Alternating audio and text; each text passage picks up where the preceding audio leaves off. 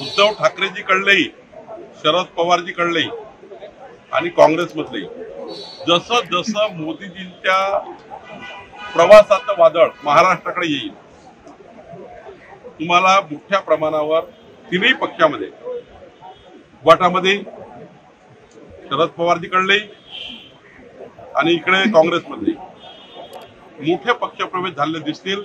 आणि हे कुठल्याही प्रलोभनाने नाही आहे, एकच भावना आहे, मोदीजींच्या संकल्पाला साथ देणं. कुठलीही भावना नाही आहे, कुठलंही त्या ठिकाणी प्रलोभन नाही, कोणीही त्या ठिकाणी काही मागितलं नाही.